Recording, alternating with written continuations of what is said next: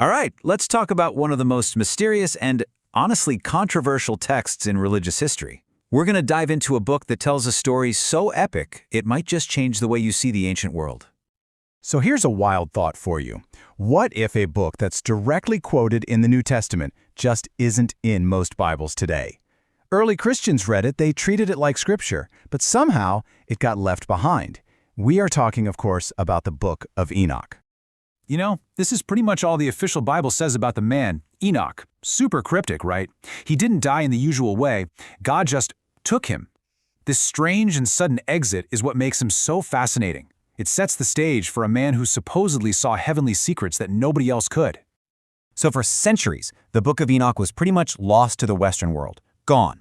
But then copies were found over in Ethiopia, and later, amazingly, fragments popped up with the Dead Sea Scrolls. And this wasn't just some random text. It turns out this was like an ancient bestseller that had a huge influence on early Jewish and Christian beliefs. Now here's where it gets really juicy. The story this book tells. It gives this incredibly dramatic answer to one of the oldest questions in theology. Where did evil actually come from? And according to Enoch, it didn't start with Adam and Eve. Nope. It started with angels. The story kicks off with 200 of these divine beings. They're called the Watchers. Their leader, an angel named Simyaza, gets them all together on Mount Hermon, and they make a pact, a binding oath to go against God's plan and get directly involved with humanity. And you can just imagine the absolute chaos that followed. These Watchers completely abandoned their sacred duties. They came down to Earth, they took human wives, and they started teaching humanity all these secrets they were never ever supposed to know. It just unleashed this wave of corruption across the entire world. And we're not talking about helpful gifts here. No way. The angel Azazel, for instance, he taught humans how to make swords and shields. Others showed them sorcery, astrology, and even cosmetics, not as cool advancements, but as tools for war, for deception, and for turning away from God.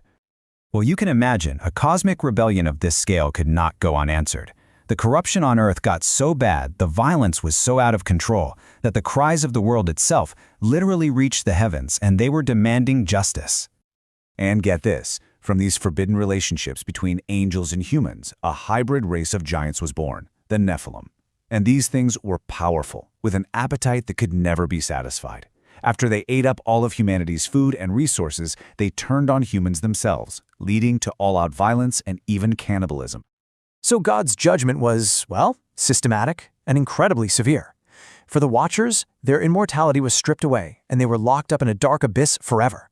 As for their giant kids, they were cursed and turned